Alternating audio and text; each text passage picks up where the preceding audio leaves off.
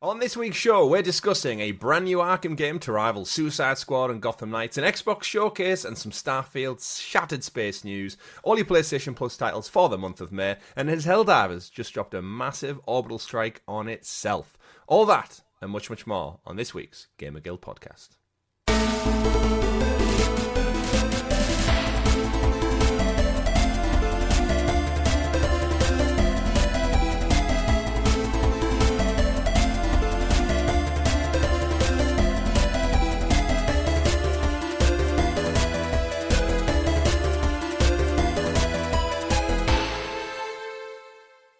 Good game, everyone, and welcome back to this week's GamerGuild Podcast, your weekly show where we round up all of the weekly gaming news for your listening or viewing pleasure right here on youtube.com/GamerGuildTV, and also available up there in the digital clouds on your podcast platform of choice. You're joining me this week, Chris, what is on May the 4th, alongside my young Padawan, Mr. Richie. Welcome to the show.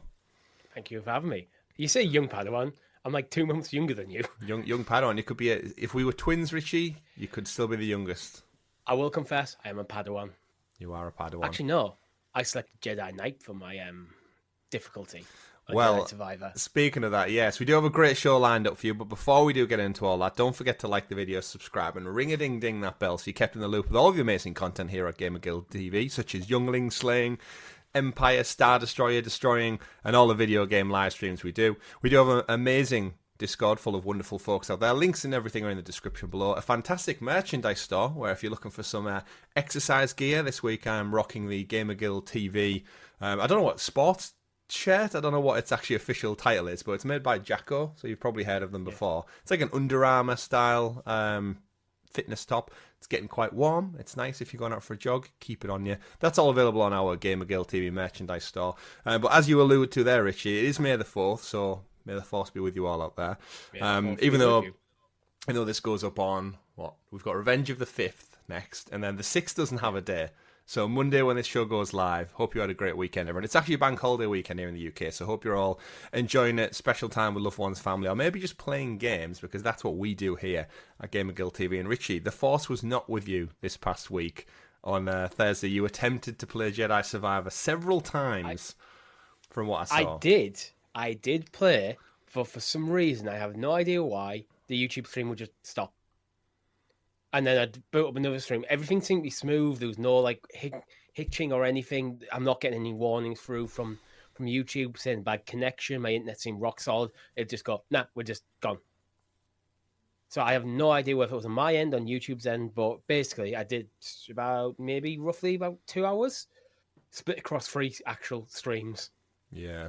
Which at some point I think I might go back in and try and piece it together. I was thinking that for the sake of just clarity for anyone looking for the content. But one of those things, unfortunately, I let you host for the first time in many, many months, and your internet or YouTube just doesn't like you for whatever reason. I don't know what it was. It was bizarre. It just dropped. So you've been playing Star Wars Jedi Survivor, of course. You hadn't played it last year up on launch because you were busy playing Zelda. So is this what you've been playing? Is this your focus for the next few weeks? I think it will be, yeah. Because I had a blast playing. I'm a bit frustrated because of the stream stuff. Mm-hmm. But nothing's been really fully sinking its teeth into me since I finished like Final Fantasy. So I've kind of been bouncing around a bit. I played a bit of Fallout 4, a bit of Fallout 76, a bit of Dreamlight Valley, which I think I'm just going to keep dabbling into, because I'm enjoying it as a very casual kind of thing. Yeah. And plus, my girlfriend's into it, and it's nice that we have like something going there. A cozy game. Yeah, it's so like it's just a relaxing, low pressure game, if that makes sense. It's kind of, it doesn't really make too many demands. You can just jump on it. There's no massive in-depth story to do. The quests are always fairly routine, simple. Mm-hmm. It's easy. It's easy going. No combat. Yeah, no combat. I've lost my train of thought, but so I've been looking for that next thing, and when I saw Jedi Survivor was coming to Game Pass, I went, that's it.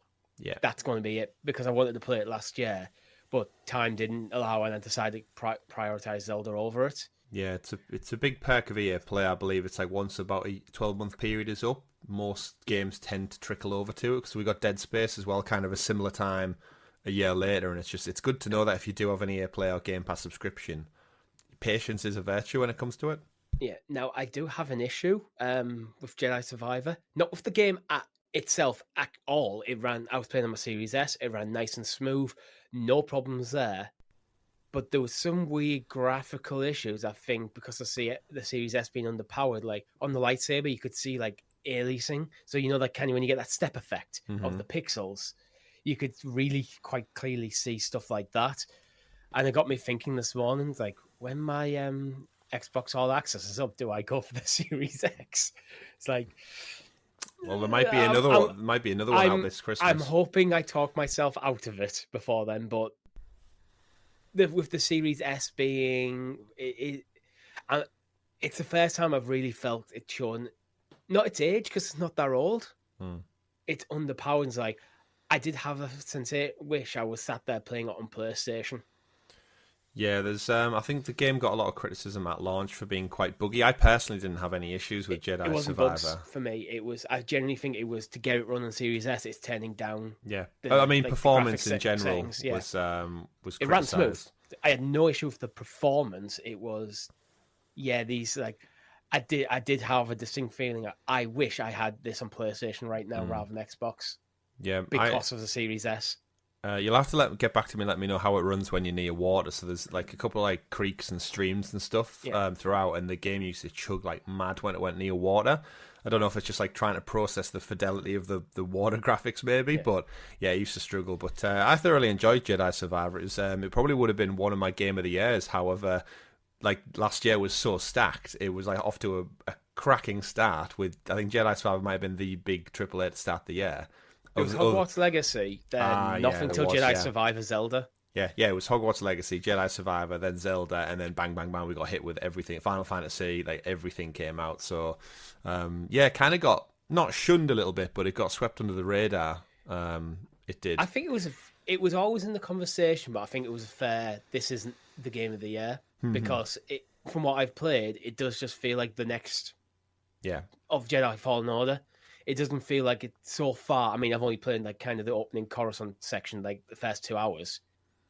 It doesn't feel like it's doing anything new or special that the last one didn't. Yeah. It feels like more the same, and that isn't a bad thing.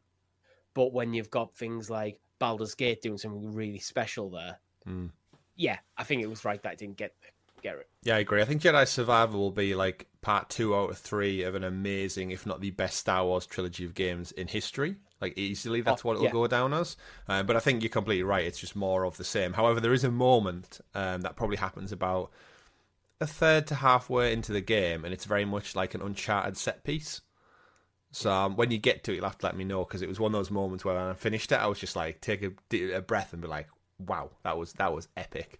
So look forward to that one. But yeah, I remember the first Jedi Fallen Order was almost shunned from Game Awards because of its date it came out. If you remember, it was the like middle of November to the back end of November, and it missed the cut-off date for the January Game Awards. So it was a bit of an awkward one where they didn't acknowledge it, and then it obviously recency bias and stuff had an impact too, and then this one kind of just swept away. So it's a shame that this trilogy might be the best Star Wars trilogy ever, and it gets almost like no plaudits from an accolade standpoint. But but I think that with the Game Awards thing, it's kind of arbitrary. When do you put the Game Awards on? You either put it on December to celebrate the end of the year, or you put it in January to celebrate the previous year. But either way, there's going to be this arbitrary cut-off point. And if you're a developer and you really care about that, then you've got that to come on kind of on you, really, to think about your launch time. We all know shareholders decide when things come out. Yeah, I personally would push it to the Game Awards to end of January, with the cutoff being the 31st of December. Yeah. Because that means any games come out for the Christmas rush will be in consideration. Yeah. Plus, there's not many games launch in the January traditionally, so you've got a little bit of a peace window. But speaking of Star Wars, as I mentioned, it's May the 4th at the time of recording. There's more Star Wars news later on in the show with a brand new Star Wars game on the way for Nintendo Switch. But we'll talk about all that as we get into it. I've been just chipping away at EA Sports FC, which is in our news stories this week. Welcome to Wrexham's just started season 3 on Disney Plus. So my manager mode career with Wrexham in League 1 now is timed quite well to I was just kind of waning on it a little bit, and then now I've started watching the documentary. I'm like, all right, I'm right back in it now with that like little bit of a football hit. But I've just been watching. I haven't played it this year. So I'm quite happy that it is coming to PlayStation Plus. There you go then. Stuff to watch. New spoilers as well. But in terms of that, I've just been watching more TV. I'll talk about later in the show. I've watched the Knuckles series. All 6 episodes are done, so I'll give you my thoughts on that later in the show as well. But we'll get into the news, Richie. So if you could introduce us to the graciously gathered GamerGuild Gazette, aka news. The news. And as always, the news is brought to you by our wonderful guild heroes, the folks who support the channel that extra little bit more. From as little as 99p, you can throw me, Richie and Rob some extra pennies to help support the show, get it broadcast and distributed via podcast platforms. So if you are driving on the commute to work, if you listen to this with your earphones in, that helps fund the distribution to get out to you on all those platforms. So thank you very, very much for the contribution. And of course, you get super chats and early access to this very show. While you mentioned the podcast, Chris, I think it's I was mentioning on the stream, I think it's worth mentioning for a little bit. Google's sunsetting Google Podcast for some stupid reason. And they're merging it into YouTube Music. But as far as I'm aware, you have to port your library over. So if you haven't already, it's worth looking into doing that if you listen to us on Google Podcasts or any other podcasts on Google Podcasts. Otherwise, you might be wondering why you're not getting your notifications. It's because Google are doing stupid Google stuff. Yeah. They're taking a good platform and merging it into a platform that I think most people... I don't know that many people actually use YouTube Music. I downloaded it recently and I don't like it, so I'm going to go back to Spotify. Yeah, it's one of those things. Google will be doing Google things, but yeah, just search out at GamerGuild Podcast, at GamerGuildTV, and you'll find us out there in your algorithms. But story number 1, Richie, we have a new Batman Arkham game. Get hyped or don't get hyped, because that's right, this week was announced by Meta developer Camouflage. In tandem with Oculus Studios, we're getting a brand new game set in the Batman Arkham series universe, and it will be coming to ... Meta Quest 3 VR's headset, being developed in tandem with Warner Brothers and DC, promising a new story set in the Batman Arkham franchise canon, set for release later this year in 2024. More details are expected to be showcased at this year's Summer Game Fest with Jeff Keighley. And reading from the blog post, it says, "Evil stalks the streets, Gotham City is in danger, and you're the only one who can save it." Now, Richie, I watched this trailer, and as soon as I saw that MetaQuest logo, my heart just sunk. Because 1, Arkham Shadow is a cool as fuck name. 2, we've been starved for an Arkham game for nigh on 10 years now since Arkham City came out, a decade. We know the state of Suicide Squad. We know the state of Gotham Knights. And we get a VR is the answer. Now, to caveat this, before we go into it, Camouflage did the Iron Man VR game, and that game was terrific. It made me feel like Iron Man flying around. I own it. It was really, really good. And the Batman Arkham game done by Rocksteady when the PSVR 1 launched was a great Batman experience, but it wasn't an Arkham game. So to get this is almost like kick us while we're down, Warner Brothers. Kick us while we're down. What are your thoughts? I think we're probably quite similar. I think WB have kind of done Camouflage dirty here, because the Arkham IP should be something that they're celebrating getting. But because Suicide Squad was just a piece of shit, and because of Gotham Knights was a piece of shit that literally no one really wanted, it's like everyone goes to WB, we want a sequel to the Arkham trilogy. So he goes, oh, you want Suicide Squad? It's like, no. You want a games as a service thing set in Gotham that isn't related to Arkham series? No. Fine, we'll give you VR. No. Like, I think because of the failure of them previous over 2 titles, Gotham Knights and Suicide Squad, this feels like a kick in the teeth. If them 2 games were good and people were loving them, this would be absolutely fine. Because again, Camouflage got a good reputation in the VR space. And as much as I'm not fond of Meta as a company, because of the dodgy dealings and selling your data and all that kind of stuff, the MetaQuest is actually a good handset. The hardware is good. Absolutely. And a lot of people do use it. Probably more so than any really. I think it's probably the most popular VR headset at the moment, without looking at the numbers. Yeah, as a standalone product, we've always lamented the PlayStation one because of the cost applied to needing the console as well, which puts it well beyond the Meta's price tag. So, yeah. And I 100% expect this is going to be a fantastic VR game. Undoubtedly. But it's a VR game, which means that you're looking, maybe a couple of £100 maybe free, somewhere between the 3 to 800 quid to even have the hardware to play the game. If you don't already have it, which means a lot of people not going to play it, and will still starve of an actual Batman Arkham game. If they release this and then announced Arkham 4, you're good. But we know WB are doubling down on games as a service, even though the games as a service games have always flopped and their single player narrative experiences have all done well. Yeah. I really don't get what's going on at WB. Again, this is why I think Camouflage have kind of been done dirty because of the decisions elsewhere in the company. Yeah, I can see why they'd want to go back, because as you said, it will be no doubt a terrific game. To give anyone a bit of context, the Batman Arkham VR game, which came out for PSVR 1, basically it was done by Rocksteady, so it was an internal studio, so it wasn't like shipped out to anyone different. But basically, it took place inside the world, and it had you doing everything you do in the normal Batman game. So you start off in like Crime Alley, you scan for clues, but because you're in VR, you get to see it all through Batman's like cowl. So you scan the environment, you see the clues, and obviously everyone knows he's got like his bat grapple gun and everything. So you can actually traverse quite well in VR without having like actual movement. You can jump from like rooftop to windowsill to the ground level and do like all of the investigatory stuff like quite easily. Obviously amazing voice acting by Kevin Conroy and everything really, really filled in the gaps, but it did something really interesting with motion. So you know how horror games do really, really well with you're looking one direction down a corridor, there's nothing there. You look left and then look back and you can like plant a monster or something in your face. It utilised that really, really well in Batman with the Joker is inside his head. So there'd be things happening. Again, spoilers for like a 10-year-old game nearly. But there's parts where basically you're looking in the mirror and you can see you as Batman. But you like look around with the VR headset on, look down, look back up, and it's the Joker's face in the mirror instead. So a couple of really good jump scares because the Joker's like in Bruce Wayne's head essentially. And yeah, it played out really well. It was a very short, condensed story, but again, Camouflage, really, really good. Like the Iron Man game, as I said, was terrific. It's just, as you said, they've been kind of done dirty by the last two games not hitting really well. I think they're also shooting themselves in the foot a bit by making this a platform exclusive to the Meta Quest. I think VR, I get Meta have probably dropped a bag of cash to get this game. But the problem with making a platform exclusive is anyone who's into VR that doesn't have a Meta Quest cannot play this game. And considering you're already trying to cater a relatively small audience who are actually into VR, fragmenting that by going, well, you can't play this because you've got PSVR or you've got Oculus. Is it Oculus? No, Oculus did become Meta Quest, didn't it? Yeah, it's part of the rebrand. You got whatever Steam's thing is, whatever HITC's is, what all this. You have the wrong VR headset, so you can't play this game.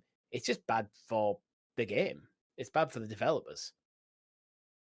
So I don't know. I think this could be a good game, but unfortunately, I think the narrative is kind of it just puts the spotlight back on WB and going, "What you doing?" Yeah, of course we know they've got the Warner Brothers are working on the Wonder Woman game, which is kind of set in the same universe. That's from Monolith, so instead of getting a third entry in the Shadow of War Middle-earth series, we get that instead. So hopefully that will be great, because I'm always down for more. I mean, we've talked about Shadow of War before. I think WB learned the wrong lesson from that, where that game kind of flopped a bit because of the controversy of the loot boxes and difficulty mechanics and stuff. They try to pay gate stuff. It wasn't well received when it launched. I think they learned the wrong lesson. Instead of going, oh, it's these practices that people are unhappy about in the game, they went, oh, people not interested in that game. Yeah, what are people interested in? Suicide Squad. Yeah, again, we've lamented WB's odd decisions for quite some time now, and I don't think they're going to get it right anytime soon.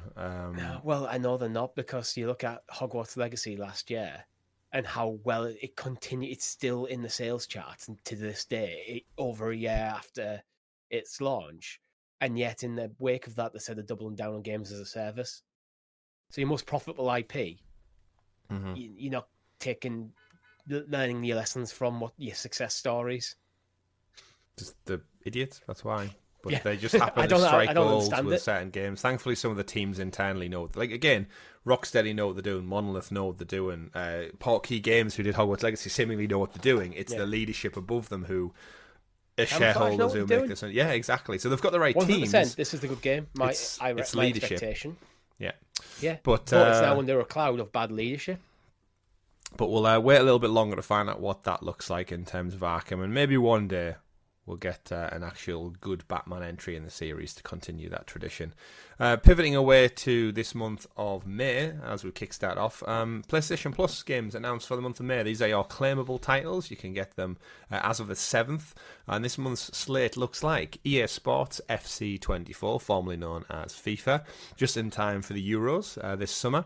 Ghost Runner 2 recently came out. That's there as well on PlayStation 5. Tunic, the former Xbox exclusive, now going on to PlayStation Plus as well on PS5 and PS4, and Destiny 2 Lightfall expansion on PS5 and PS4 is also available. Richie, I think we said post-show, you still have PlayStation Plus Essentials, so you can claim that as well. Good month, solid month. If you're a football fan, I guess it's one of those where I think if you're into it, great. If not, might be a bit of a gap. Think sports games are hit and miss. If you're into it and you haven't bought it, this is great news. So for me, great news. But that's a niche within a niche, to be honest. Mm-hmm. I'm just happy I don't have to put the disc in. Very solid month. Destiny Lightfall, again, I think that's another thing where it's similar to EAFC, where I think the user base who played Destiny and are interested in this game, who haven't yet bought it, is probably small. Mm-hmm. So I think the main two to look at in this month to see the quality is Ghost Runner and Tunic. And I think that's solid, to be honest. Yeah, Ghost Runner didn't come out that long ago, from what I recall. But I think maybe a little over a year ago. Yeah, I think you're right in terms of we're just going to say FIFA for all intents and purposes. FIFA and Destiny, you're right. I think the hardcore will have already bought it and played it. So it's definitely two games that probably hit saturation point at this time in the year. We've just said the actual football season in the UK is literally just wrapping up like this month. So like you kind of see like FIFA runs its course about now, and then we get a void. Although it'll probably have a bit of a bump because of the Euros this summer. Usually when you have a competition, it stokes the flames a little bit more. But yeah, I think between Ghost Runner and especially Tunic, remember Tunic was up for a lot of Game of the Years, and I think a lot of awards that Microsoft pipped that year it launched were thanks to Tunic. If they didn't have that, I don't think Xbox would have had that much to show, especially on the indie front that year. And this was like one of the standout. It's basically Zelda with a fox, is what I've heard. I don't know which version of Zelda. It's probably like attuned to a certain specific type because of the style. But what do you think? Is it striking you as a Wind Waker or? No, I think it's more of the more of a classic Zelda, your 2D top-down kind of stuff, rather than a full 3D experience. You're thinking something like Link to the Past or the Game Boy games, the Oracle games, in that style rather than the 3D style that would start with Ocarina of Time. Yeah, I mean, the description says, explore a hostile and intricately connected world of shady forests, sprawling ruins, and labyrinthine catacombs. Labyrinthine? That's a word I've never seen before. Catacombs. Labyrinthian.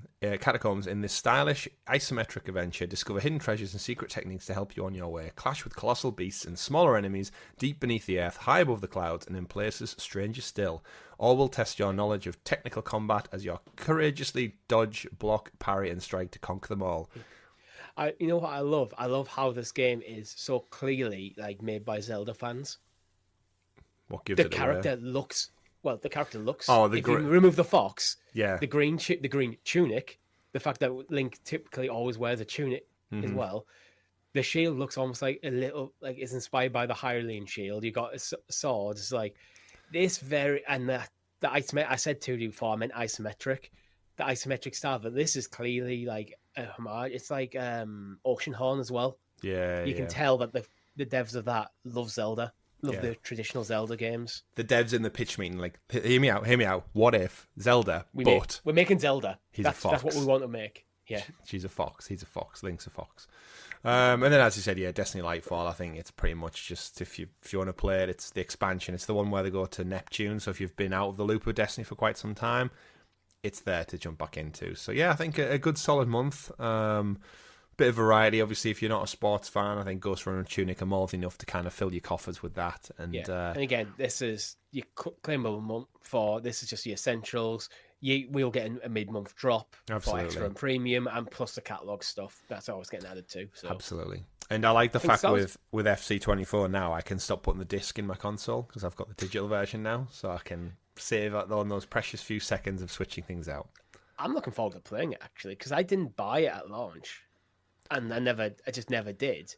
So having it come through PlayStation Plus for me is it's good news. I think I buy it every other year, but I think with this year being the FC rebrand, I want to have the physical copy for like that little piece of history. And funnily enough, I'm currently playing it now anyway, so it's one of those games I think we'll always go back to, isn't it? Just for that. I think I chose not to buy it because I end up sinking a lot of time into it and it distracts me too much from other games. So I thought, you know what, this year I'm not going to bother. Yeah. Well, pivoting away from some PlayStation and Xbox with Tunic news into some Xbox juicy stories, we've got confirmation that we are getting a Xbox showcase this summer, June the 9th, coming in line with Jeff Keighley's Summer Game Fest. We knew this was going to happen. That means just locked in confirmation-wise, we've got Summer Game Fest, which will be the big kickoff event. We've got Xbox Showcase now, and we've got the Ubisoft Forward all confirmed for that like long weekend in June. Inevitably, we'll get a Nintendo Switch. Yeah, thanks, Jeff, for pulling it all together because we like it in one tidy place. No, I don't mean that. I mean giving us the bloody date and time. Now we've got a month out. Instead of next month, yeah. Oh yeah, instead of like PlayStation, what they go? Oh, by the way, guys, tomorrow there's going to be a PlayStation Plus, a PlayStation showcase. Like, cheers, we've no time to do anything about it. Yeah, that rumored PlayStation showcase was supposed to be April, right? And then now we're in May. Yeah. It might as well just come in June. Just come in June along with everything else. So hopefully we'll get a date on it, and we know so we can show up. Absolutely. Well, yeah. So Xbox Showcase, no doubt we'll get loads of big reveals. The biggest thing to come out of it was we got the date. We know they're going to showcase some stuff off, but then they had it followed with a mysterious. I don't know what you'd say. Put some art up to come after it. There's a direct, like I think last year they did the Starfield direct immediately after the Xbox Showcase. So it got its own 40-minute dedicated thing. This year it's showing as it's an orange and black, but the game's actually been redacted, which basically everyone reads to be it's Call of Duty. And the rumour is it's going to be a new entry in the Black Ops spin-off franchise of Call of Duty. That makes sense for me. I think that's a good choice to go big with. Like this, arguably this year is one of this year's biggest sellers. Is now you own them, put it front and center as part of your showcase. So without any Starfield news, like get that in there. And they're doing that kind of double dip thing where they're going, he's an Xbox showcase, everyone gets excited for this, but he's another thing as well. And they're very much putting, if it is Call of Duty, they're kind of going, well, guys, Call of Duty is ours now. They're associating that brand of Call of Duty strongly with Xbox. That's what they're doing here. Rather than, because they could just put this in the showcase, make the showcase longer. But I think that, like they did with Starfield, we've got something big here. We want to show this off. We're going to give it its own thing immediately after the showcase to keep you sticking around. Yeah. So it doesn't dwarf the showcase either. Absolutely. June the 9th as well is a Sunday, and it's 6 p.m. in the UK. The actual initial one kicks off. So that's good timing for us for a change. We might cover it here on the channel. We usually do, with it being a weekend. Don't see it being that much of a problem, but we'll iron those dates out as we get closer. But it's nice to think that this time in a month, Richie, we haven't really had like a hype jump since Christmas when we did Summer Game Fest, and we had a couple of announcements. So this is, and I think with all the platforms still being so quiet, I think it should be a banging summer for reveals and presentations from the big boys. I think we're getting like new Assassin's Creed game. We're clearly going to get more Indiana Jones stuff. The rumour is we're going to get Gears of War at this showcase. A new Call of Duty now included with it. If PlayStation go, that potentially means Ghost of Tsushima 2, whatever Naughty Dog are working on. Like, there's so much hype and potential for this summer. I feel like it's all bottled up. And I feel like we've been saying for a year now, they have to show us something soon. Has to be soon. But it has to be now, right? They've got a lot of irons in the fire. You look at even things like Starfield, Shattered Space DLC. There'll be eyes on that. Yeah, that was... I'm not expecting anything new Fallout, but an update to Fallout, a potential expansion to some of Fallout 76. You got to imagine a scrambling for that now after the success of the show. Elder Scrolls. Is it time? Is it time to start talking about it? It's been a long time. Now Starfield's out. Yeah, but... Elder Scrolls is the next big Bethesda game in the slate. Yeah, I think that's a while off, though. I think they've still revealed that way too early. But funny you should mention Shattered Space, because we got an update on that this week. Todd Howard's been doing the rounds off the back of the Fallout TV show success. And he said earlier last week that just keep your eyes peeled for some news. And we know Shattered Space is confirmed. It's coming up for an autumn release. So inevitably that will be at the showcase this summer, ready for the autumn release. So you'll probably hear about it in a month's time, and then it'll probably launch in 2 months' time. But in terms of Starfield's updates, they just had the big patch 1.11, and it's a game with quite a few improvements. So I know we're both kind of done with Starfield, but looking at the quality improvements they've done, I think similar to Skyrim and Fallout, this is going to be a game Bethesda intend to support for, I think they've confirmed, probably like a decade to come at least. Yeah. We've now got improved surface maps. We've got new gameplay options for those who want to tweak the challenges and such. We've got extra ship decorations and a bunch of other things. Anything major stand out for you? For me, it's the maps. That's the one thing that really just annoyed me. There's the maps. There's also multiple fast travel points being put on the planets. So it always felt arbitrary. You just drop in the planet. This is what I didn't like about Starfield's planet system. Everything you dropped in the planet just felt bland. Here's a couple of way markers to run off into the distance. I want fully mapped surfaces. Like, if you're going to use procedural generation, you should do it before and then map the surfaces and stuff. So give me a sense of that the exploration has a purpose and that there's interesting stuff to find rather than just random crap. Here's a base full of a few raiders. Oh, great. Yeah, it was definitely a case of dropping at your ship's location and then run for a random 2 minutes until you were tired from your stamina to then walk for a further 2 minutes just to get to the shop or something like that, to pick up ammo, to then do it all back in reverse just to get your ship to fly to the next mission point. Playing Fallout 4 the other night, literally, I'm on the way to the castle for the Minutemen and I got distracted by, I wonder what's in there. I never got that with Starfield. I get it with the Elder Scrolls. You'd be walking over a hill and go, what's that? I want to go see what that thing is. Starfield, I just never had that. I think because you're just walking through the planet, you go to the objective, you do the objective, you go back in your ship. I think that's why I was so easy to just mainline the story. I did like one faction and the main story, and then I called it a day.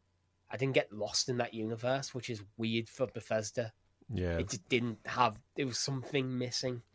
And I know things like the menus to get into planets and stuff, that detracts a bit. But there was something else that I've never really fully been able to pinpoint that's missing.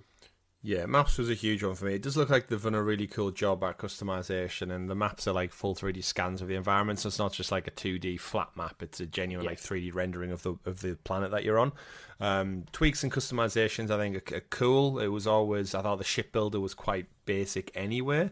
If stuff didn't lock in like Lego, it just basically wouldn't let you do it, and there was no way around it, even though like visually it seemed to be okay. But again, it's just the tip of the iceberg. They say in the blog post, there's more patches and fixes. I think this is basically the groundwork done ahead of Shattered Space launching. I think they're going to go big on whatever the expansion is, hopefully draw a lot more people back in. Because again, for all intents and purposes, Starfield has been Xbox's most successful game probably the last several years, so they want to focus on it. I think that's it. I think they'll probably see Shattered Space as almost a relaunch of it. So they want to get some of the major criticisms dealt with before, so you don't get people jumping it back in for Shattered Space and going, the things I didn't like about this game still exist. You want people to jump in and go, the map's actually good now. I can easily travel around worlds better. I can manage my inventory better, because it's weird. It's a small thing, but I think it's huge for a Bethesda game, being able to adequately manage your inventory. Fallout 4's inventory management is terrible, in my opinion.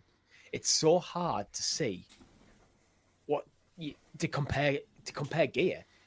You got like, here's 8 chess pieces. Which one's best? It's always clunky and horrible. Having stuff like that improved, the quality of life fixes make it easier for me to want to stay in the game. Absolutely, and we know Xbox have got a tough time with that. So moving from the good news of Starfield to the bad news, I want to recap on Redfall.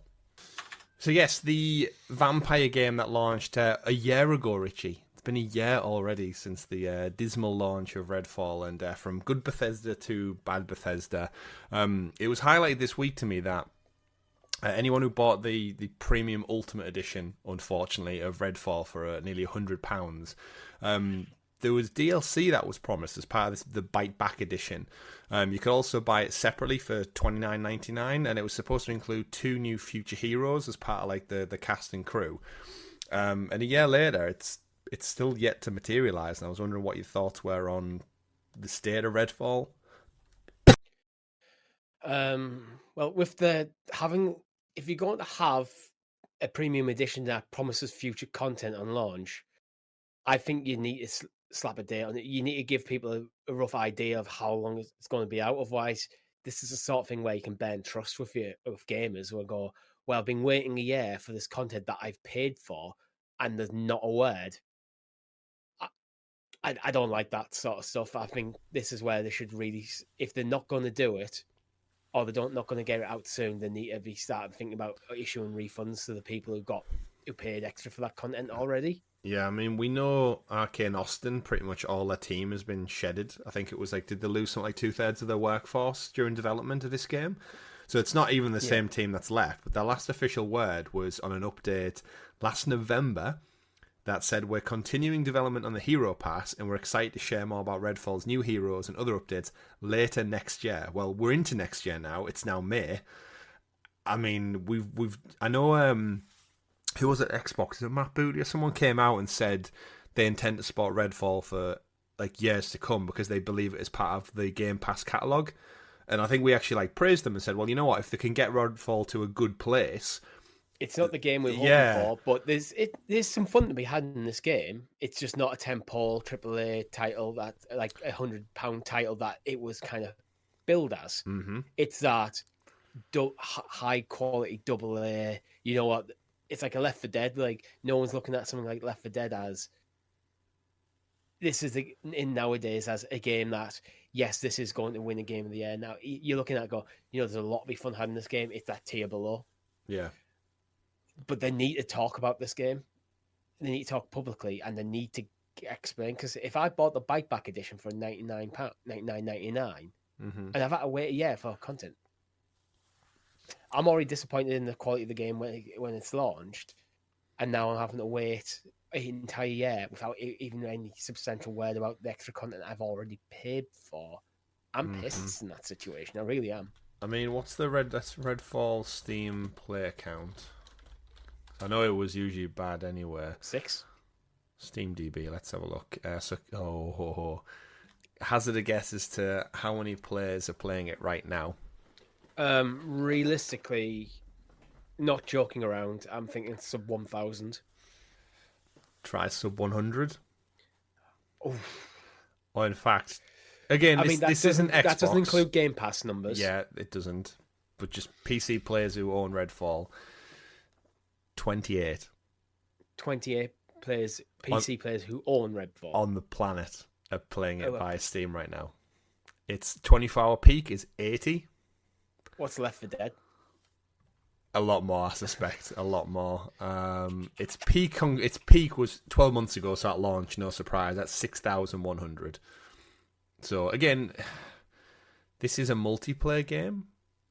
But again, these figures are all like subjective, and they're always caveated with like little things. As you said, Xbox. Most people probably play it on Xbox via Game Pass, but Steam is a place you can buy it and play it, and the Steam charts are probably a really good indicator of it. But give us the stats of Left 4 Dead. I can't find them. Oh really? Not on there. Yeah. Left 4 Dead. Is it on Steam? I don't know. I think so. Yeah, Steam DB. There you go. Steam DB. Playing right now, 17,994. And when did Left 4 Dead come out? 11 years ago. There you go. Just shows you. Oh, sorry, that was Left 4 Dead 2, actually. Should just correct myself on that one. Still, give or take. Point remains. The original Left 4 Dead, 355 players right now, for clarity. Yeah, but a lot of the Left 4 Dead fans have moved on. And that's a 15-year-old game, yeah. Yeah, my point still remains valid that it's getting beat out by a game 10 years at senior, which is 10 years. And there should be a lot of innovation in the time. Redfall has no business being worse than Left 4 Dead. Yeah, you would suspect. But bad practices all round. I'm sure they might be There's a saving game in there. I Yeah, think there is a fun game in there, but with all the layoffs to Arcane Austin and the silence, they're making it harder for themselves to bring out the quality of this game. yeah. Unfortunately, and yeah, I do think it's time to start thinking about refunding people and just abandoning their additional content and going, you know what, this game's dead in the water. Can we pull this back? If there wasn't for the layoffs, I think they could pull it back. But for the layoffs, it's like who's there to pull it back? This is why I think Arcane Austin's at risk of probably closure, because then like they've got other Arcane studios, so it doesn't hit the brand as harshly because Arcane will still exist, and it'll be the Deathloop team who are arguably the better studio. As you said, there's nobody left really to do it. So the people who are left are the people who put out Redfall, and like if you're Microsoft looking at your figures and your numbers and in the state of the industry right now, I think they'll get out this DLC of these promised heroes, and then I think they'll shutter them. It's as harsh as that sounds, but let's move on to some more interesting negative stories. Square Enix abandoned £112 million worth of in-development projects in an effort to improve quality.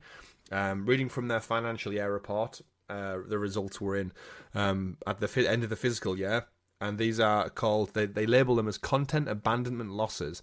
They're part of Square Enix president's streamlining of the company's output of games with the intention of being more selective and focused in its allocation of development resources. Because we possess strong IPs like Dragon Quest and Final Fantasy franchises, he believes that he's tended to be over-reliant on certain gameplay styles or genres. Meanwhile, the tastes of our customers in gaming markets have diversified, and customers have come to enjoy content from a variety of genres. It's increasingly polarizing between blockbuster and indie titles, but I feel we've been developed many titles that feel somewhere in the middle. I want to make clearer and distinctions going forward. So, Richie, Square Enix always get a bit of criticism for under-promising, over-promising, or being overcritical of their own IP. They seem to come out and instead of celebrate, they go like, underperformed, sold 5 million units, underperformed, we wanted 100. And like it's happening right now with Final Fantasy Rebirth, is it's getting loads of criticism for apparently underperforming, underselling, but game was like reviewed incredibly well. It's selling well. It's just not as well as they expect. It's a chapter 2 in a 3-part, in a trilogy. It's not going to sell as well as the first one, and we know people like Rob who are interested in these games are not interested until the full it's done. I think that's what my taking's always been with the Final Fantasy VII Rebirth sales, is it's not there yet, and because the story's not complete, people are happy to wait, and people know it's going to come to PlayStation Plus at some point. So why drop your money if you don't feel like the need to play it immediately? You can wait. So I think that's probably a big part of it. Is like, yeah, okay, I'll wait. I'll wait for whatever the next one's going to be called. I mean, looking at Square so far this year, they put out Final Fantasy Rebirth, they put out Foam Stars, and they've recently just put out the Final Fantasy Rising Tide expansion for 16.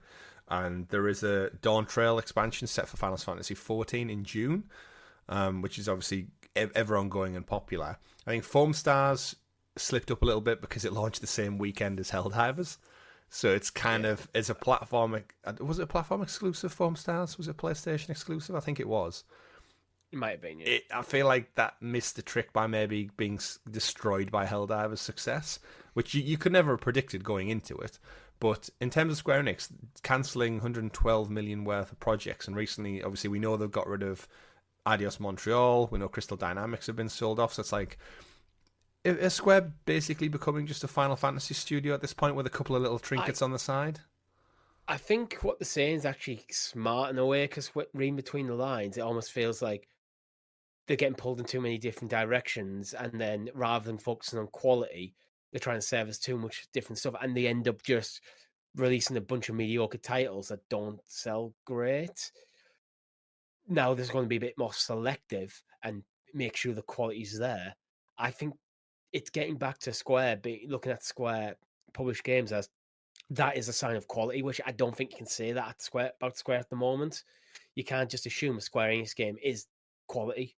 Because they publish, well, even for Spoken, the polish is there. It's just not a fun game. There's something just missing, something lacking from that game. But there's a lot of stuff in the kind of mediocre AA kind of stuff that Square publish. I think it's trying to like, no, we need to focus on what we do well. It's weird when he's talking about like the diversification as well of genres. You guys sold Crystal Dynamics. Yeah, you had Tomb Raider. Yeah, which is very much a Western game. Yeah, you seem to jettison all your the studios that you had that were good at making Western style games, and now you're talking about diversifying your portfolio. Well, I feel like it's either are you doubling down on what you've traditionally done well, like your Dragon Quest or your Final Fantasy, or are you trying to diversify? Yeah, well, I don't really know from the statement. I feel like the statement from a year or two ago was about focusing back on what they do well, which was the Final Fantasy. Because that's like when they sold Crystal and Tomb Raider. It's not just Final Fantasy, it's other JRPGs and stuff. Final Fantasy is probably the pinnacle of that genre, but they do release a lot of stuff in it. Was I right in thinking as well that these guys were the ones who sold Hitman back to IO? So like they had another like non-Japanese traditional franchise that also went. I feel on that one they didn't realise what they had on their hands. Because Hitman was a bit of a dead franchise before its reboot. But then it was after, was it between 1 and 2? 2 and 3 of the reboot. It was just before the launch of 3. Yeah. I don't think they quite realised. Yeah, it's not. That's one of them games where it's not going to do you 10 million copies, but might do you 1 million. And if it's profitable, just let IO. You should have just let IO crack on with it. I'd have expected more than one, but I don't think they should have sold Crystal Dynamics. I think that was a mistake for both Square and Crystal. Yeah, I agree. Especially to Embracer Group. If it was to like Ubisoft or PlayStation or Xbox, I would be like, all right, fair enough. There's good stewardship under them, but Embracer with their track record. What they shouldn't have done was got Crystal to work on Avengers. What they should have done is got Crystal to work on Tomb Raider 4. Yeah, absolutely. Yeah. Either way, Square doing Square things out there. And they can't even save the Gecko now because they sold the Gecko to Embracer Group. So if you want a Gex reboot, folks, you got to knock on Embracer's door and ask for that there. Pivoting away, though, to some Ubisoft news and a game launch news. XDefiant. It's been a while. It's been quiet, but Ubisoft defied the odds. Ubisoft's previously Tom Clancy's until they dropped the name of it all. Free-to-play shooter XDefiant has been delayed several times now. I feel like it was going to launch on Google Stadia as well. Was the initial project plan? So just showing you how long ago it really, really was. The 6v6 mashup of basically Splinter Cell, Ghost Recon, and The Division all bundled into one for this shooter. Has had numerous inside tests. I've been part of one of the closed betas before. I enjoyed what I played of it. And then it just seems to have just gone silent. Similar to The Division Heartlands in a weird way. But out of nowhere, surprise, surprise, Richie, it launches on PS5, Series X and S, and PC this month in 15 odd days on the 21st of May.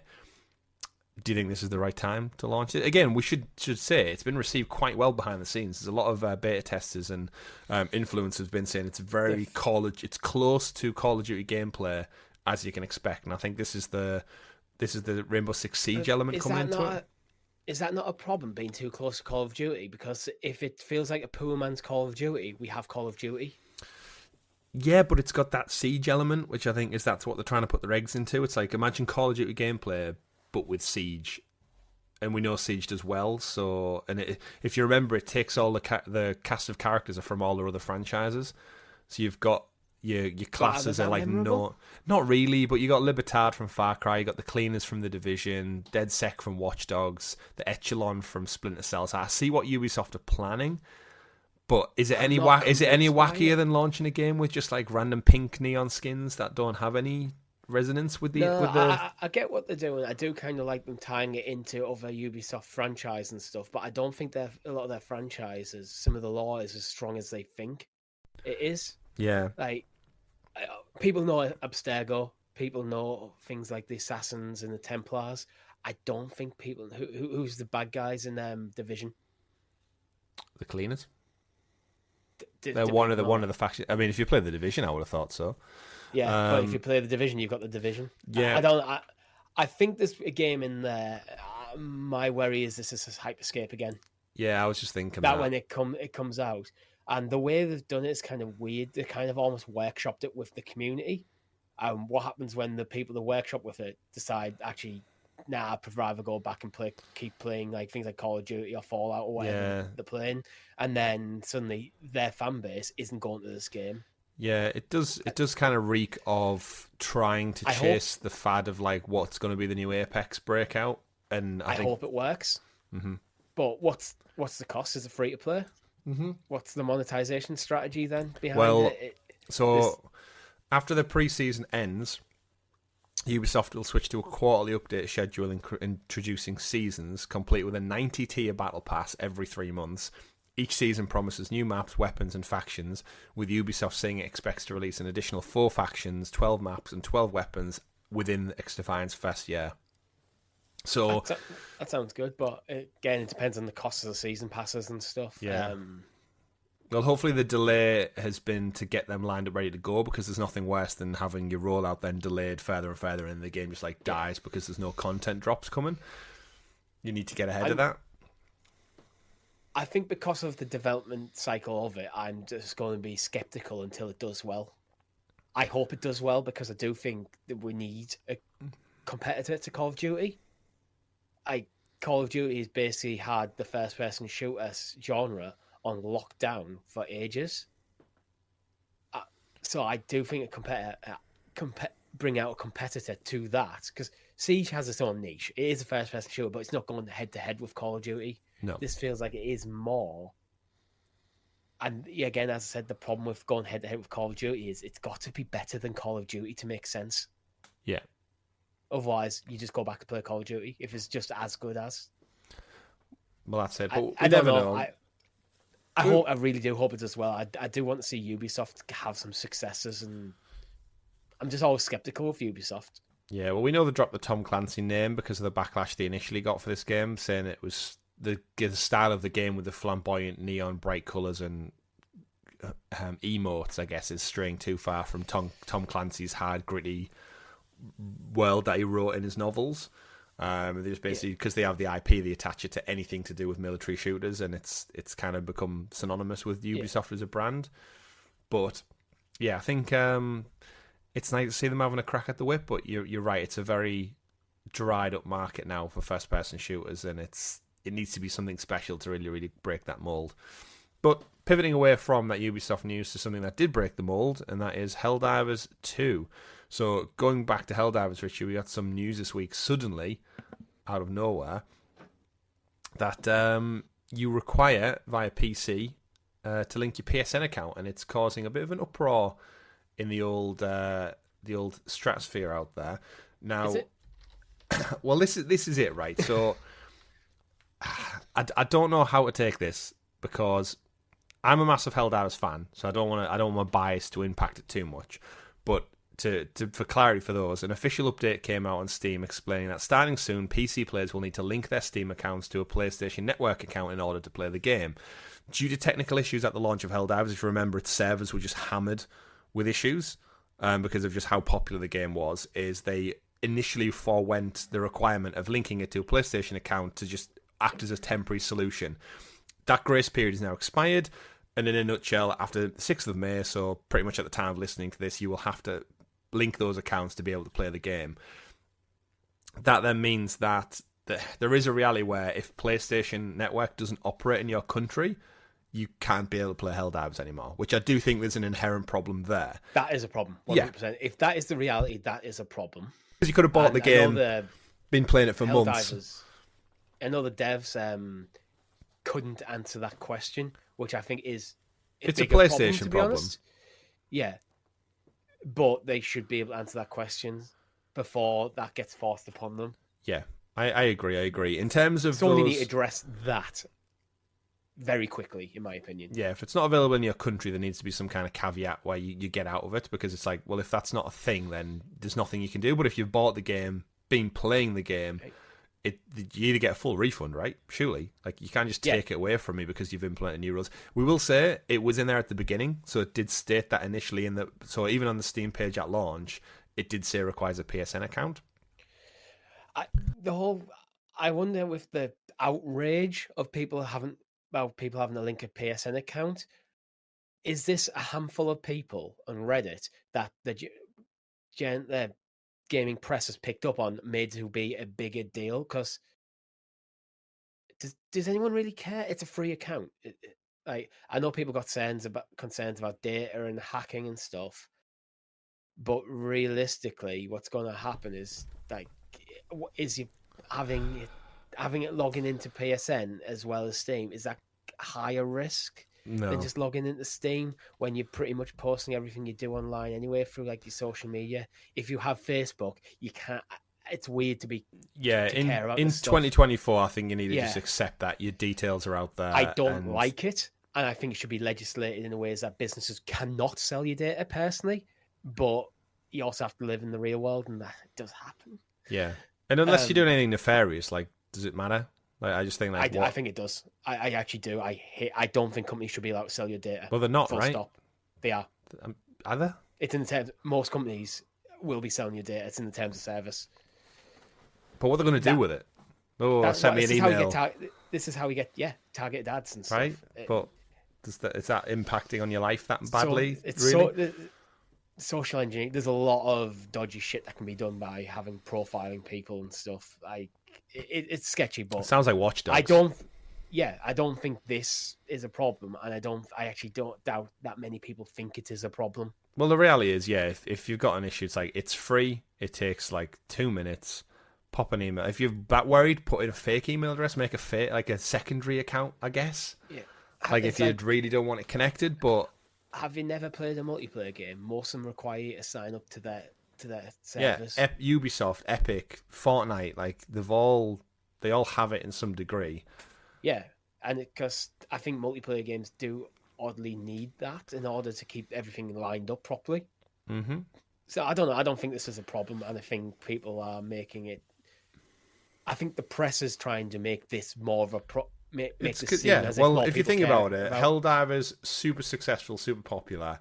So anything to do with Helldivers gets clickbait. If it's got a negative spin on it, negativity sells. Therefore, it'll double down on it, and it's literally a non-starter for the most part. Does it impact your life? No. My life? No. Millions and millions of players out there? Not at all. It's just that small niche community. I do think they need to do something with the countries that aren't supporting them, because that is an issue. Yes. That's an issue that needs addressing and it needs clarification. But in terms of everyone else, it's like, just in terms of everyone else, Reddit's going to kick off for a week or two. You're probably going to lose maybe a couple of hundred people, maybe even a couple of thousand players who are just going to hardcore go, no, I'm not doing that. Uh-huh. And then everyone else is going back to playing. Yeah. What is inherently a great game. And there is a business side of this we need to remember, and that is, like, they have these things in place also to help the security of the game and their servers, so they know who's playing the game. So if they've got cheats, they've got people trying to hack the game and other nefarious things, they can isolate those issues by being able to lock them down to a particular account and go, right, that's the account, ban it, block it, red list it, whatever you need to do. There's that, so but I do sometimes think companies use that as a get out of jail free card.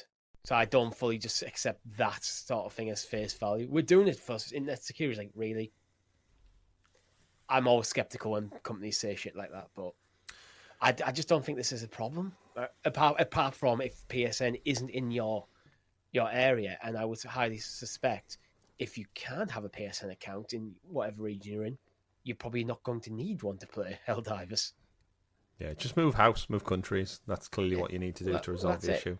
Yeah. But I didn't initially have this in the news, and then, as you said, because the games media made it such a thing, I was like, I guess I should probably put it in there.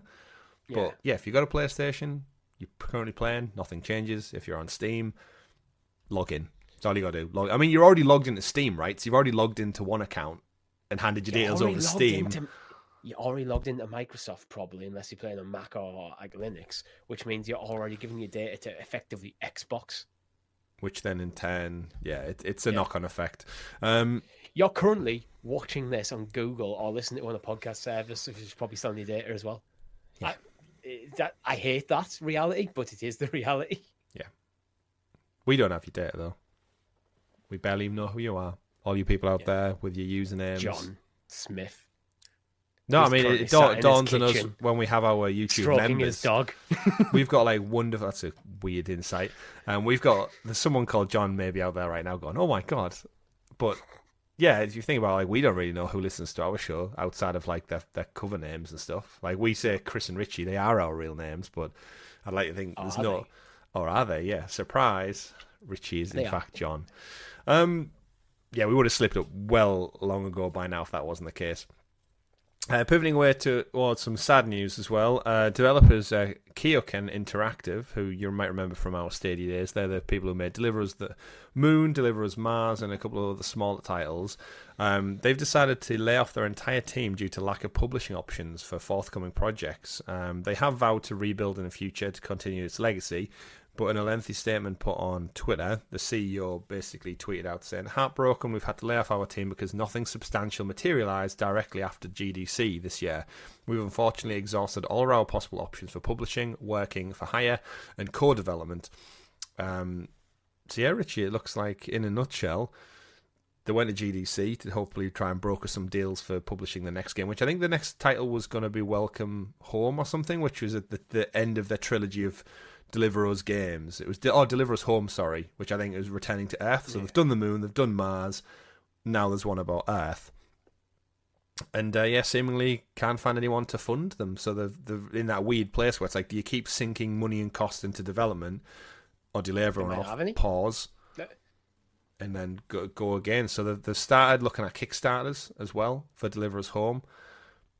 But I don't know. It's an interesting one. I didn't think the games were fun unto themselves, but it's the state of the industry right now, right? The industry's consolidating, and unfortunately, through no fault of their own, I think these are the victim, because publishers, if they're just keeping tight on their cash, they're not taking risks on the games like this, or they might look at it and go, "There's not enough of a financial return," and it's a shame to see like talented studios like go under through no fault of their own, as far as I can tell. And it seems like GDC was the last roll of the dice for them to try and keep the team together. I think it's interesting though that they are still looking at Kickstarters, which means they haven't fully given up. But it seems like they've took the decision, we can't support our team at the moment, so we are going to lay her off before we go bankrupt, which I think is a good move, to be honest, because that means these devs are hopefully getting a decent severance package. And then if the Kickstarter kicks up and gets going, then they might be able to get some of them back and get the band back together. Yeah, it seems. So I don't think this is the last we're hearing. I hope this isn't the last we're hearing from them. I hope in maybe a couple of months we'll hear about a successful Kickstarter. Yeah, I mean they've got a proven track record now. Maybe a publisher has reached out to them or something, out of nowhere, and has got them. We're going right. Things are getting back together.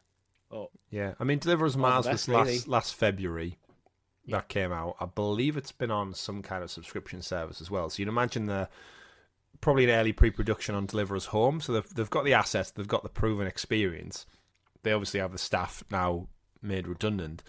But in terms of that, yeah, in the court tweet, he says, the CEO Paul says, "Paul and I are heavily beat, but far from beaten. It's our personal mission to rebuild KeokeN brick by brick like we've done before in the name of our people and to continue the legacy of our games." So it seems clear that they have like a mission goal.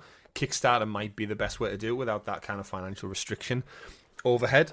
But yeah, it's just, I think, a ringing indictment of the industry. You put out 2 decent games and they don't make enough money or return on investment to merit a third game, and your studio, you can't sustain yourself. So that's it. Crazy. There's not enough money probably in the bank to finish the development and publish a third game.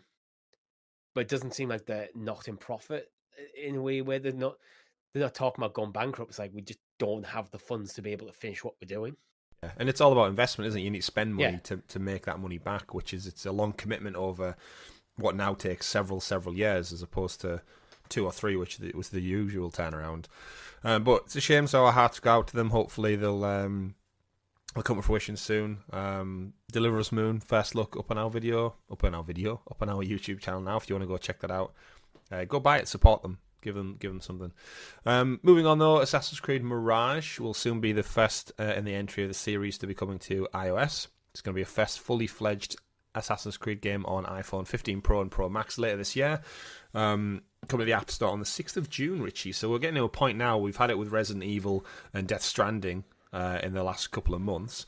But yeah, in the light of Assassin's Creed, I guess, Void so far this year, Mirage came out last year, was received quite well, a bit of a smaller entry in the franchise, which is probably why it can fit on a phone, to be fair. But it's that kind of cross-generation of technology now where phones are becoming so powerful that they can play AAA games natively. And we saw Resident Evil perform quite well.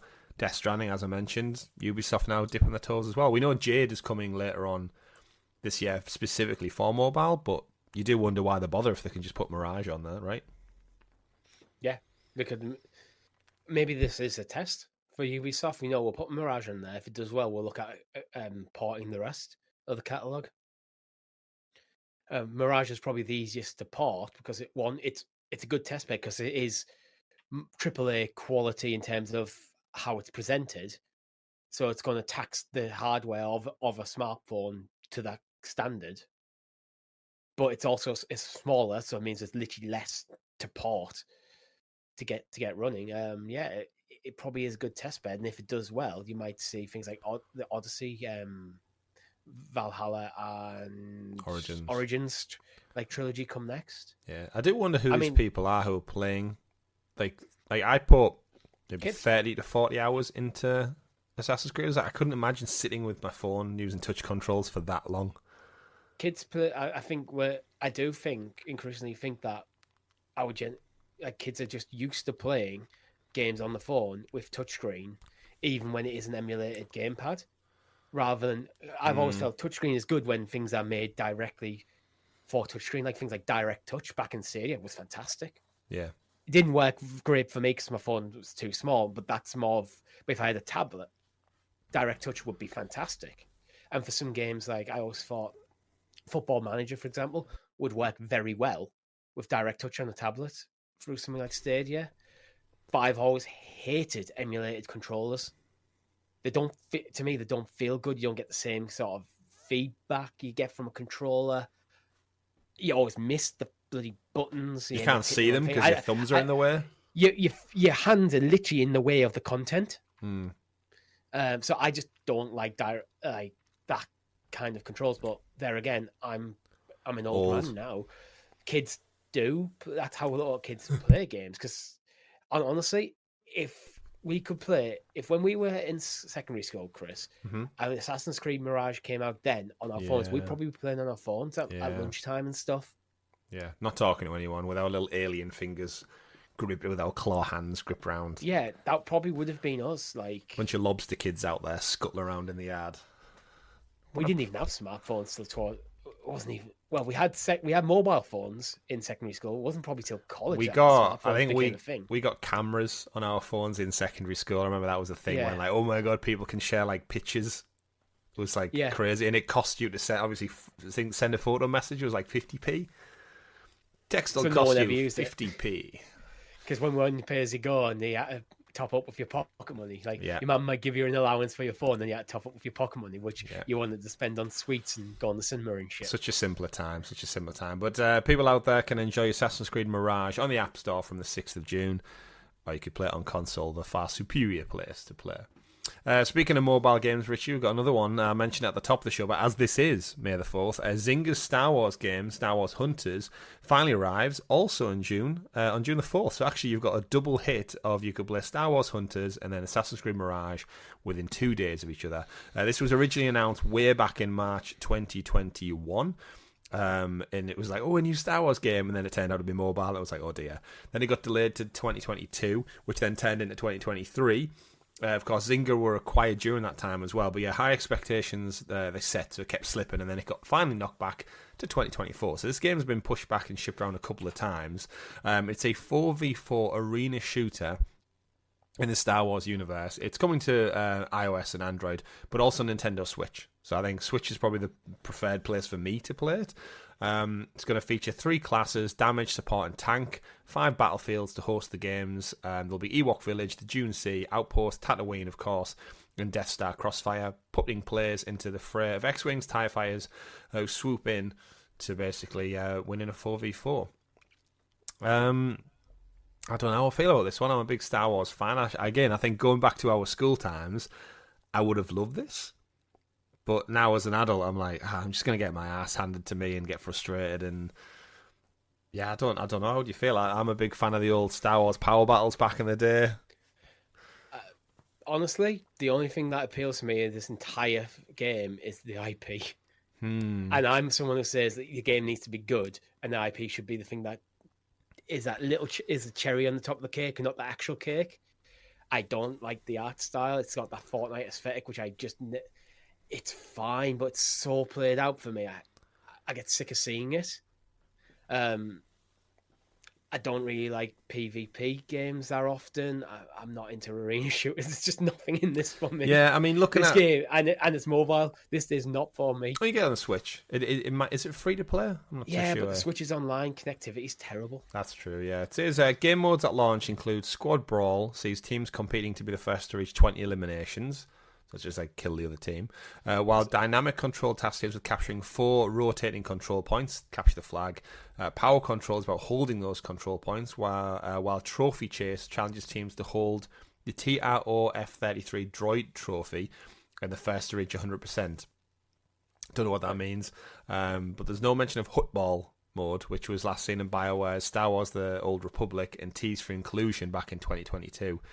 Zynga haven't shared a list of full characters yet, because they're probably looking at seasonal pass content, as with most mobile games, but the trailer does suggest it'll include Wookiees, droids, Jawas, droid manipulating, Mon Calamari, and Rhodians, etc. They might be saving named characters for like DLC. I mean, it's a mobile game after all. And everything negative I've said about this game, like, it's absolutely not for me. I think it's oddly a good thing for this game. Because if it's very clearly not for me, it's very clearly going to be for someone else. It's not in that no man's land. This is not a game that's been pitched at me. This is a game that's being pitched at the kids on the playground. I bet you they're going to make a shit ton of money. Yeah, it looks fun and colourful. As long as it plays well, they're going to make a ton of money with it. And Star Wars is an IP unto itself, isn't it? It just prints money for just being Star Wars. You got that little bit of nostalgia. Throw some lightsabers in there. Like, I'm just currently watching the end of the Bad Batch season. We know there's going to be D23, a bunch of Star Wars stuff, no doubt, announced in the next couple of weeks. So there's plenty to go around. And again, I think for every Hunters, there's a Jedi Survivor for you. There's a Battlefront Collection remake for nostalgia for older players. And it's like, there's just something for everyone in this franchise. Is very different to the Arkham VR story at the start of the show, where it's like, oh, you're doing this instead of what people want. They're doing this as well, yeah, as what other people want. So I'm fine. I'm fine with stuff existing like this. Like, I'm fine with the VR game existing. I just do a remake of Arkham Asylum. Just do it. WB. It'll print your money. Yeah, nice and simple. What else will print money, hopefully, will be Hi-Fi Rush finally coming to the Nintendo Switch, if the PEGI ratings board are correct. So some more Nintendo news this week. We were quite shocked back at the start of the year when some of those Xbox news started to drop about them porting their games over to other platforms. And Hi-Fi Rush was almost the shoe-in default factor. It needs to be on Switch. It feels like a game that's made for the Switch. Yeah, and yet, to our surprise, it was announced for PS5. And it was like, huh? But we knew there was some stuff behind the works that said actually there's in-game cosmetics for Nintendo branded stuff, PlayStation branded stuff, and Xbox branded stuff. And then here we are. It's been listed. So I wouldn't be surprised if we see a kind of stealth drop of Hi-Fi Rush on Switch maybe at Summer Game Fest. Yeah, I think you could see this come up at a Nintendo Direct in the summer. Yeah, from our partners at Microsoft. Hi-Fi Rush coming today. Yeah. Available on the Switch eStore. They probably won't mention Microsoft because they never seem to do stuff like that. They'll just like, what was the studio made this again? This was Tango, so it's the same folks who did. They'll mention Tango, but they won't mention Microsoft. Probably our partners at that, yeah. And we know obviously Grounded's out now on the Switch, Pentiment on the Switch. So from the critically acclaimed studio Tango, he's Hi-Fi Rush, brand new to the Switch. They'll all present it as if it's a brand new game. That's how Nintendo do it. It's like, it's been out for years. I bet it looks great on the Switch, though. Yeah. But that's it for all of our gaming news for this week, Richie. We'll round out the show with just a quick look at what's going on in the TV world out there. I mentioned at the top of the show, the Knuckles series is now out on Paramount+. You and me we went to watch this. Did we go see the first Sonic movie together? I can't remember. Yes, we did. And have you seen the second one? I haven't. No, I think I watched it on. I kind of want to watch it, but it's difficult to find. I think it's on like Paramount Plus or something. Like it's not Netflix or it's not. Well, I have Disney the Plus or Blu-ray something. if you want to borrow it. Yeah, and I also found in the first film Sonic incredibly irritating as a character. Well, you're going to I love was Knuckles annoyed. even more. Well, so the Knuckles series, it launched on Paramount Plus, 6-episode mini-series, essentially. The episodes vary from like half an hour to 40 minutes. They're not that long. I got through it in a day without realising it. I just had it on while I was working, and then it was like, it's done. Oh, it's on the finale or something. It suffers. I'd say overall as a rating, it's okay. But the biggest disappointment, the budget for a TV series and the requirement of having all CG characters shows. There are literal, 2 episodes maybe where I think Knuckles must be in it for 5% of the episode, if that. And the support characters aren't that strong. So when Knuckles isn't front and centre, or the main character who's Wade, if you remember the deputy police officer from the first movie, so not Yes. not James Marsden, not the main guy, his friend who also worked at the police station. He's now the main character with Knuckles. I should say the first episode is completely free on YouTube right now, so if you want to check out the first episode to get a vibe, there is predominantly a lot of CG in the first episode because they want to get people in the door. What are your thoughts about them doing like the MCU thing with this, where now you have to, where the MCU I think was at its strongest when it was just films, and when they started trying to introduce TV shows, things got a bit fragmented, a bit messy. Are you worried that something might happen? No, here? I think this is more for kids. That's why I just need to accept that Sonic in the MCU are very different. Where I think they've found an audience with success, and I think that is because a bright blue hedgehog does appeal to kids. And that wacky nature of him doing Fortnite and TikTok dances and stuff, it appeals to 10, 12-year-olds today. Whereas it appeals to me because the nostalgia and the theme tunes and stuff. Yeah, that's why I kind of enjoyed the first film. I just found Sonic a bit irritating, but it felt like you give a kid with ADHD 8 Red Bulls, and it was like, chill. Is that not Sonic? Yeah, it is a bit. So it's like maybe this isn't for me. It's not bad. It's just not for me. Yeah, I know I recommend to you, but Chip and Dale's Rescue Rangers, the movie with Ugly Sonic in it, it's worthwhile checking out just for that. But I might have to watch that with my girlfriend. You should. It's really, really good. Not for unexpected reasons. What's it on? Disney Plus. Disney Plus. Yeah. I'll mention it tonight. I'd recommend that highly over watching the Knuckles series. Yeah. If you're looking for something, get back to me. But I enjoyed it. We're playing Overcooked, so... I enjoyed it, but in the light of the Sonic the Hedgehog 3, which I can't believe a third movie is already out this Christmas, I think it'll fill a gap. It opens it up to maybe a few more characters in the world. I will say, if anyone is thinking of watching this, be prepared for Wade, who's the deputy police officer. His sister in it is the worst character I've seen on a TV show in years. What, badly written or just... overacted to shit. You know, when it's no real... they're in a family scenario and someone's home having lunch, and she's like a 30-something-year-old woman, and she's acting like a 5-year-old, but it's but she's also supposed to be a FBI agent. And I'm like, no adult, professional, human being would act like this around family. Overacted to shit, over-dramatic, everything. Line delivery, it's just it was really, really bad. But Idris Elba rocks it as Knuckles. The Hound from Game of Thrones is actually the villain. All right. As much as he's not in it that much. What is it? Doesn't have a name, I don't think. I think he's just referred to as the dude. I can't remember.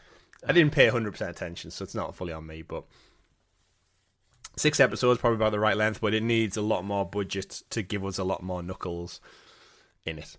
But it's more of a redemption story about a father and son centered around a bowling tournament rather than Knuckles the Echidna are actually doing superhero things.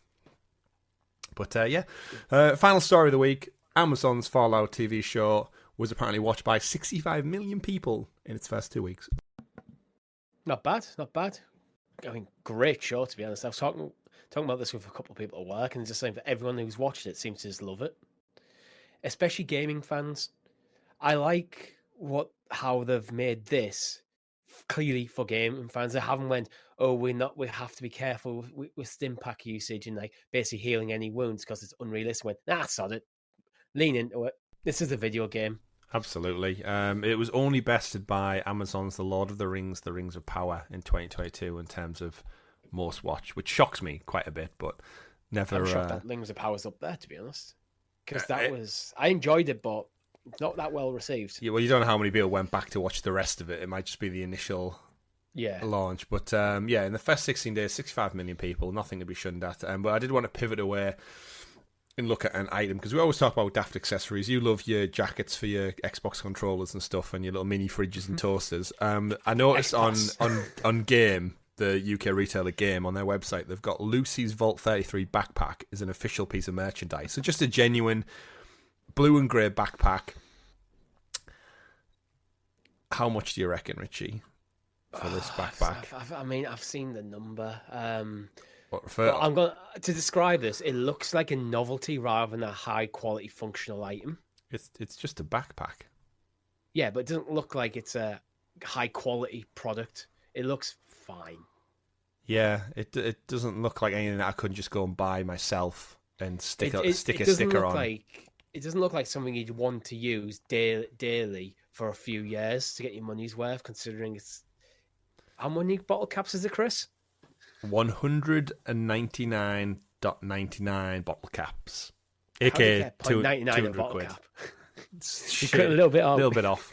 But yeah, reading the description, limited to one per customer, a strong, beautiful made, accurate replica of Lucy's roll-top backpack, as seen in the Fallout TV series, created using the patterns, using the make-in-the-inverse bag Lucy carries with her into the wastelands. It's made with vegan leather. It looks fun. The thing is, it's a weird price point because I can't see an adult with that money to drop on a backpack dropping it on this for actual use. So if you're looking at a younger audience, I can't see any sensible parent buying this for the kid for the homework. Oh, absolutely not. So like, is this just for collectors? It's got to be, hasn't it? But it says like great for cosplayer and much more. This awesome bag is fully work ready with its well organized 20-litre interior, complete with 16-inch laptop compartment, zippered pockets, glasses keys. Oh, glasses. Why is glasses on it? Zipper pocket, glasses, keys, and phone pockets. Lucy's backpack really is a bag for all seasons. Maybe save your money and just get a normal backpack. But I want to see a YouTube video where someone sees how well this holds up to radiation. Yeah, probably. Right, other than that though, Richie, it's time for This Day in Video Games. May the 4th. Now, what do you think this day might be synonymous for in the yesteryear for game launches? You would think. Ooh, I don't know. It's a difficult one, actually. Maybe Forza Motorsport 2? Yeah, not Star Wars games, seemingly enough. I expected to bring this list up and go, May the 4th, they must have launched so many Star Wars games over the years. There was one. And which one was it? Star Wars Episode 3, Revenge of the Sith, for the DS, Game Boy Advance, PlayStation 2, and Xbox. That's right. Which Chris is holding up. That's right. The Powers of a Jedi plays Anakin Skywalker and Obi-Wan test your lightsaber skills with epic duels from the film. Exclusive movie content. Skywalker soundtrack to intensify the action and go beyond the film with 16 interactive elements. 1 or 2 players. Great game, this, actually, I should say. Yeah. Great video game. But yeah, that launched 19 years ago. Of course, Episode 1, Phantom Menace, celebrating 25 years. If you're out there right now, I think it's on at the cinemas, so if you want to go watch it for a rewatch or for the first time. But in terms of video games, yeah, that is the only Star Wars game to apparently have released in video game history on May the 4th. What a day. Nothing really else out here, really. I'm jumping ahead to May the 5th, where we've got Wolfenstein 3D. 32 Plants years. vs. Zombies. The Sims 3. Plants vs. Zombies, shout to that. That was a good one. Yeah. 15 years ago since that. Was that Zynga? Or was that Bottle Cap? I can't remember. Plants vs. Zombies. PopCap, sorry. PopCap. PopCap, yeah. Made that one. Wolfenstein, Old Blood. And, May the 6th when this show goes live. Mario Party 3 for the N64. Yeah, it's a fairly quiet one. Castlevania Aria Sorrow. But we say this about Star Wars games and why they don't release them, right? We said about Jedi Survivor could have been a Game Pass stealth drop. I feel for like May the 4th. the May the 4th stuff is more a sequel trilogy era of thing that came about from the internet. Where I think the prequel trilogy, the height of Star Wars during the prequel trilogy, the internet hadn't really taken off to that level. Yeah, I'd love to know at what point Disney or the Star Wars company, Lucasfilm and stuff, actually acknowledged May the 4th as their day. Like, there must have just been a joke that went around in the office and then someone went, hang on a minute, why don't we market this? I think there might be an intentional avoidance of it, because if they start using it, then the expectation is every year they're going to announce something or something's going to drop on that day. Where if you just avoid it, you're like, Star Wars Day, have fun, you do a few tweets or something. But you don't announce anything big on May the 4th or drop anything big on May the 4th. Yeah. It keeps the expectation in line. Well, you're right. Look at every time N7 Day hits and everyone's like, where the fuck's Mass Effect? That's a very good example. We don't have anything yet. It's like, calm down. Yeah. And The Last of Us Day had, Naughty Dog had Outbreak Day. And then the whole COVID-19 put a stop to Outbreak Day being the thing. And they had to call it The Last of Us Day, which is like such... Like, it doesn't work as well. But, it is interesting. Do we have a GamerGuildTV Day? Is it just our anniversary? I think it's our anniversary, end of September. Yeah, 30th of September. This year will be our 5th year. And we do have plans for it. We should point out, we actually should probably start to talk about them a bit more proactively this year for what we want to do. But more on that. We didn't really do future. Much last year because things just didn't line up for us. I had a newborn child and a bunch of other stuff, but we'll figure it out this year. Plenty of time to go yet. But that has been it for episode 38 of the Gamer Guild podcast. Thank you very much to everyone who's tuned in. Don't forget, if you want to like, subscribe, ring that bell and follow us on all social platforms. Click subscribe, become a member from as little as 99p. You get early access to this very show, stickers and badges, next on air, and you help support us making you great content and maybe fix Richie's internet connectivity issues with YouTube, whatever that may be. We'll be back, of course. I will be fixing the Star Wars stream and putting up as a VOD. Isn't that nice of you? We'll be back working on it later this week for another live stream. Something we might start a new gameplay thing. I feel like I want to jump into something chaptered. We'll see. But more on that in the comments of the Discord. Absolutely. Thank you very much for tuning in. My name's been Chris. And I've been Richie. We've been Gamer Guild Podcast. And remember, folks, play whatever makes you the happiest. May the 4th be with you. Goodbye. Goodbye.